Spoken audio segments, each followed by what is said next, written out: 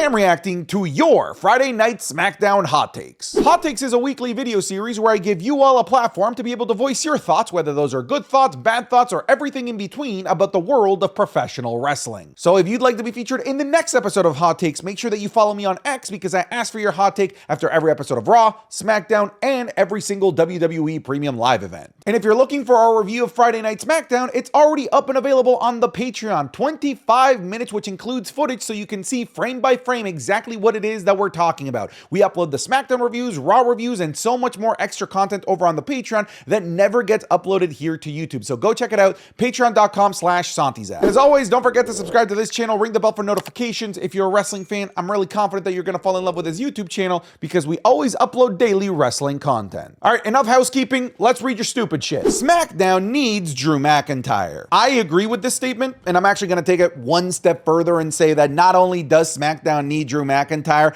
I really feel like SmackDown just needs more people, more bodies in general, because right now SmackDown is a 3-hour show with a roster that was originally there to produce a 2-hour show. And frankly, when I look at Drew McIntyre, he just fits better on the Friday Night SmackDown roster right now, not only because they need more people, but because all of the major storylines for Drew McIntyre in 2025 are over there on SmackDown because he's done with Monday Night Raw. He finished the CM Punk feud. But when I look on SmackDown, he's got Jacob Fatu over there, the other members of the Bloodline, Solo Sikoa, Roman Reigns, and of course, Roman's best buddy, Cody Rhodes, is over there as well. All people that Drew McIntyre should be feuding with on WWE TV in 2025. I guess the question is, how do we get him there? The obvious answer is this ever mysterious transfer portal that we know nothing about. Like, is there a deadline to this thing? What are the parameters for people moving from one show to the next? They've answered absolutely nothing. But yeah, I do agree Drew McIntyre should go over there. But I also firmly believe that SmackDown needs to have more people from Monday Night Raw come over, maybe like a Chad Gable, or maybe bring up people from NXT like Trick Williams and Roxanne Perez, both who, funnily enough, lost their NXT titles respectively. I don't know what Apollo Crews news story is, but I'm already loving it. I don't know what the story is either. Is it that he's just the Karrion Kross of SmackDown, just instigating shit but doing it as a babyface? Because all he's doing is just snitching on the heels on Friday Night SmackDown. What can that possibly develop into? I have no idea. My guess is probably nothing. But hey, at the very least, he is one of these superstars that has been getting consistent TV time ever since SmackDown went to 3 hours. So if I'm Apollo Crews, I'm just happy to be here, okay? I don't think it's a coincidence that Punk, Roman, and Cena are the first 3 to announce their participation in the Rumble. So I think that they'll be the final 3. Yeah, I think that this is a fair statement. I wouldn't be surprised if it's Punk, Roman, Cena, and Drew McIntyre that are just the final 4 of the Royal Rumble. And now that Roman has been officially announced for the Royal Rumble, got me crazy. I don't think that it's insane for him to win this Royal Rumble, considering that most of like the biggest names in the industry at this point have won the Rumble more than one time. I would prefer it to be CM Punk, somebody that's never won the Rumble, but I wouldn't be surprised if we are fed Roman Reigns as the Rumble winner yet again. And hell, if he does win and goes after the WWE Undisputed Championship rather than giving us Cody versus Roman Part 3, I wouldn't be surprised if CM Punk calls in his favor and gets added there as a triple threat match, or maybe even Seth Rollins jumps in and becomes a fatal 4-way match for the Undisputed Championship. I don't know. But I think you're right. I don't think that you're overthinking it. I do think that these 3 are probably going to be part of the final 4 sequence. I kind of wanted to see Nia versus Tiffany rather than Bayley versus Tiffany. I still think that they'll put on a banger, and I hope WWE gives Tiffany and Nia a good feud, even if it's a mini one. I feel like they're saving Tiffany versus Nia. They need to pull the trigger on this, and maybe they're saving it for a bigger show. Maybe they're saving this for when Tiffany Stratton is a bit more of a legitimate champion, having defeated a very legitimate first ballot Hall of Famer in Bayley. Maybe that is the case, but to really solidify and to truly start Tiffy time, she needs to beat Nia Jax. We can't ignore the giant elephant in the room. She needs to beat the person that she kind of stole the title from with the Money in the Bank briefcase. She needs to beat Nia Jax. Maybe they're saving it for a bigger show. That's the only thing thing that I can think of, because Bayley versus Tiffany was just announced for SmackDown. I thought they were going to give it to us at Saturday night's main event or the Royal Rumble, which is two more places where they could give us Tiffany versus Nia Jax, frankly. SmackDown is going to need some heavy hitters and money feuds soon. A 3-hour SmackDown is different than a 3-hour Raw, and I don't know if I like the direction that it's heading in. I'm willing to give it a chance, but my care for the show was on and off all night. I get it. I felt like the show was good, but I get it. And I do feel like the reason for the symptoms I've already mentioned. This is a 3-hour show that's being put on by a roster that was designed to put on a 2-hour show. There is a lot of room to be able to create new stories and new feuds with this extra hour. And really what they've done instead of doing that is just take the stuff that they were doing in a 2-hour show and making it slightly longer to fit a 3-hour show model. But I don't feel like they can get away with that for much longer. This did feel like a drag. This did feel like it felt just longer than it should. The matches went longer than they should. And look, I'm all for getting more TV time and more matches and whatnot, but it did feel like they were artificially stretching the length of these matches just for the sake of giving us a 3-hour show, when over on Raw, they can have a 3-hour show because they can have more backstage segments, more promos in between matches, and not having to stretch out the matches artificially to make them longer than they need to be. I do think it's coming at some point. I feel like once the dust settles of all of the craziness of Raw Netflix, and once Netflix has gotten all of the crazy names to appear on Raw that they want to appear, I feel like once that dust settles, SmackDown can truly just rise from the ashes and rebuild something brand new for this 3-hour show model. But right now it does sort of feel like it's just the same 2-hour show, just every segment is 5 to 10 minutes longer. I will say the saving grace has been the SmackDown tag team division. They're actually getting storylines. Characters are being developed. We've got feuds. We've got narratives that are actually interesting that we can actually follow through with, just instead of having matches for the sake of having matches. So there is already evidence that things are getting better, but we need to bring that same level of tender love and care for the rest of the show as well. Getting on the train now, Los Garzas 2025 tag champions. I've been on this train for a while, and I'm glad people are starting to see the light. Los Garzas are fantastic. Funny enough, to me, their biggest bottleneck is being aligned with Santos Escobar and Legado del Fantasma. I feel like if they were by themselves, people would treat them a little bit more seriously. But when it comes to just sheer talent, Los Garzas are fantastic. And I learned that firsthand through their time in NXT, because I didn't know that they had that dog in them until they let them loose in the NXT tag team division. And it does feel like with this extra 3rd hour, not only are they going to let them loose in the ring and show the world how good they are, but now we're actually getting character development out of them, something that we couldn't get out of the 2-hour show. I can see Jacob Fatu as potential US champion this year after that split-second moment with LA Knight. Brother, not just that, the promo that he cut on his way to his main event match was so fluid, so scary, so believable. And then, of course,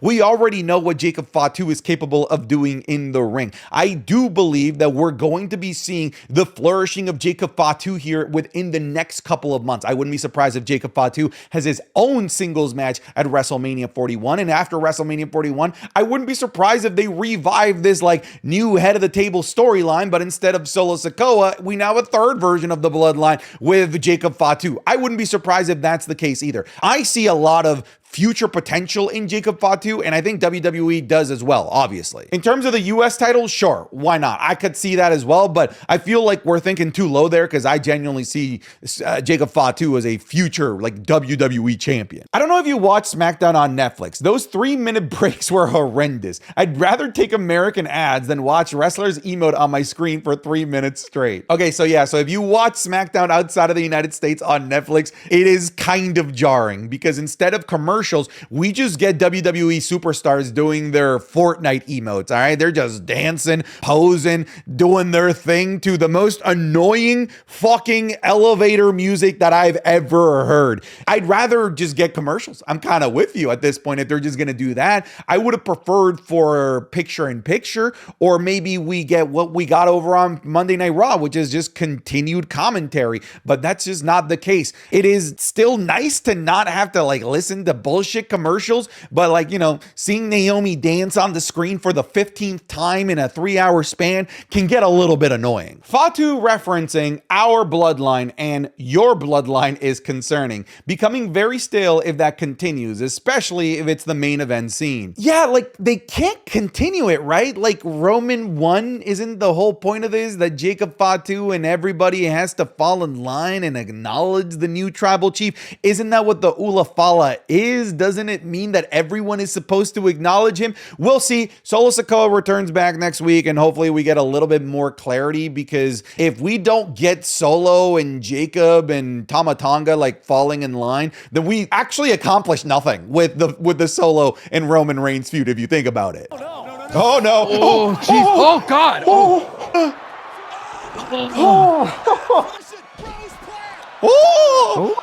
Dude, this got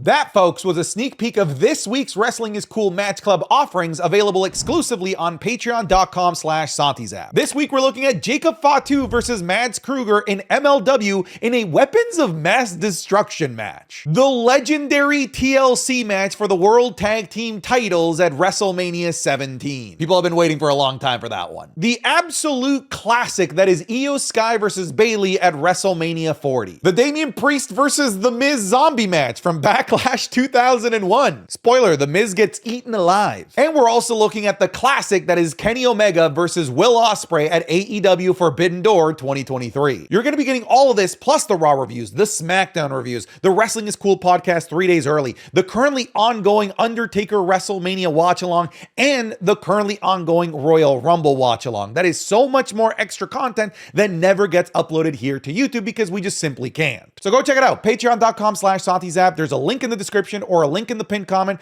Come try it out even for just 1 month. I'm confident that you're going to fall in love with the community and with the content. If you're already a patron, thank you so much for your support, but let's get back to the video. I'm calling it now. Carmelo Hayes, #1 entrant at the Rumble, and Trick Williams, #2 entrant. Yeah, we've been floating this idea around, and I feel like it's brilliant because, one, the feud between Trick and Melo was one of the best feuds in NXT, and that could be a great way to instantly rekindle that heat between these two, especially if the plan is to call up Trick Williams. But two, a Trick Willie entrance is something to marvel at, something special. And for him to get that at the Royal Rumble, like a proper entrance, not, you know, coming in at #4 or whatever, getting like the proper 1 or 2 entrance with the Trick Willie entrance theme and the chants is going to be a great way to debut in front of main roster eyes. Not really related to SmackDown itself, but those Rumble graphics they showed look amazing. Bro, just like overall production in WWE over the last couple of weeks has been amazing. The graphics for the Royal Rumble are great. Did you see the graphics for the next episode of Monday Night Raw? Bro, they looked unbelievably cool. They're really going all out with the presentation of things week by week. It's confirmed that there is no longer a mandatory rematch when you lose the title. So yeah, I got into a bunch of just annoying arguments with people when I said that the Rhea Ripley and Liv Morgan feud is done. That, you know, Rhea Ripley won, we're not going to see Liv Morgan challenge again. And of course, everybody's like, well, Liv Morgan gets a rematch clause. Brother, like the rematch clause hasn't been a thing for like 5 years. It just hasn't. And now they've solidified and told us that that just isn't going to be the case anymore, as Nia Jax wasn't going to get an instant rematch after being cashed in on. And if there's somebody that deserves a rematch, it is somebody that's been cashed in on. Out of all the people that deserve a rematch, it would be that person. But we're not. It's dead. It's dead in the water. We're no longer getting this. People just have to earn their opportunities. I just want consistency. Like, just pick a lane and stick to it rather than jumping between them all of the time. Blair, Davenport, and Giovanni Vinci are off to a great start in 2025. Yeah, so even though we have a 3-hour show with a 2-hour roster, it's not as if now the people from the 2-hour roster that weren't getting time in the 2-hour show are now getting that time. This is what I meant when I said that they're just taking the 2-hour show that they were already making it and just making every segment longer, but not actually doing anything new with that extra hour. Because if they were doing anything new, they would have to involve the people that they haven't been using, like Giovanni, Vinci, and like Blair, Davenport, and that hasn't been the case. So WWE hasn't necessarily been the most efficient with this third hour on Friday Night SmackDown as of yet. With how they're being portrayed, Pretty Deadly seems like the only team to take the titles off of DIY. Love the others involved, but it's Pretty Deadly's time. I 100% agree with you. Everything that I'm seeing is that everything that's going on in the tag team division has started and goes through Pretty Deadly. And this little back and forth between Pretty Deadly and DIY taking advantage of Pretty Deadly, I feel like it's going to backfire, and we're going to have new tag team champions in Pretty Deadly so that eventually down the line we can get what we really want, which is Pretty Deadly, the goddamn fucking musical starring the WWE Tag Team Champions. Nick Aldis can't ignore Pretty Deadly if they're the champions. Maybe this is the one and only way that we get the musical, by having Pretty Deadly be champions. Nick Aldis is the best GM in the WWE right now by far. Adam Pearce is a corporate stooge yes man that has no backbone, while Ava is just there as a favor to her dad to keep her in the business because she failed as a wrestler and is in over her head as a GM. Woof! All right, my man has some negative things to say about these GMs. Listen, I'm going to ignore like everything you just said, but I'm going to point out that Nick Aldis is not perfect, all right? What was the main event of this episode of SmackDown? Do you remember? It was Cody Rhodes teaming up with Jimmy Uso to take on Jacob Fatu and Tama Tonga. That match as the main event was just created in the fly during the middle of the show, which then if you use logic means that Nick Aldis went into this episode of Friday Night SmackDown unprepared without a main event. Is that a good GM? Somebody that doesn't come to shows prepared with a main event to offer the people what they paid for? I don't think so, pal. They all suck. How about that? Bianca has been awesome in the tag team division, but I'm more than ready to see her back in the singles competition. She is way too good to not be in the world title picture for either brand. Okay, so Bianca Belair won me over in 2024 because of her work in the tag team division. And I feel like a lot of people are kind of in my boat. And I feel like, Thomas, you're one of those people where you kind of fell in love with Bianca in the tag team division, and now you're ready to see what 2025 Bianca Belair looks like as a champion. I am ready for that. I'm ready for Bianca to get plucked out of the tag team division, put it into the main event scene, and give us dream matches against the likes of a champion Tiffany Stratton, returning Charlotte Flair, Rhea Ripley, whatever it might be. I feel like she did the best that she could possibly do with the tag team division, and I don't think that it can be elevated anymore. It's been elevated as high as it possibly can be. But another year of her in the tag team division is not the way to go. It's time to put her in the main event scene to see what she can do in this 2025 landscape, because I'm excited. Chelsea Green's new president gimmick is the best thing on SmackDown currently. I mean, I like it. It's silly. It's goofy. Piper Niven going out there as a member of Secret Service with the microphone in her ear. It's nice. It's cool. But I'd like a little bit more of substance at some point or another, because the thing that they just did with Michin was literally just a repeat of Saturday night's main event, like almost like right down to a T. How Chelsea Green won was pretty much play by play what happened at Saturday night's main event. So I'd like to see something a little bit more, but so far, so good. I like the gimmick that they have for them. It's fun. It's creative. Every time Cody unnecessarily inserts himself into one of these bloodline matches, KO looks more and more correct. Yeah, I've just come to accept that Cody Rhodes is going to continue to get himself involved in this, even though he cut a promo not too long ago saying that he was done and no longer wants to be involved in anything related to the bloodline. And then yet he is week after week after week putting his nose in bloodline related things, and he just doesn't stop. And yeah, it's leading me to believe that maybe Kevin Owens is in the right. I've been thinking that Kevin Owens is right pretty much since the beginning, but now more and more I'm seeing the problem with Cody Rhodes. Like, if you're just trying to look at this from a real perspective, like if you were Kevin Owens and you see what Cody Rhodes is doing, it's pretty blatantly obvious that Cody's in the wrong here, right? By the way, that table spot with Cody Rhodes and Kevin Owens, that was insane. It looked like Kevin Owens landed like really poorly. One thing I'll mention about that table spot, that was like the most random assortment of things ever put on a table. Go back and watch that spot. There's like a yellow legal pad. There's a random bowl. There's a red Solo cup. There's an empty box of Tic Tacs, and there's a sandwich. What the fuck was that table being used for in the first place? And why was it there? And why did it have those random ass things? All right, folks, thanks so much for watching this episode of Hot Takes. There wasn't that much to talk about, believe it or not, on a 3-hour episode of Friday Night SmackDown. It is what it is. All right, I can only work with what I got. But that's it. I'm done. Get out of here.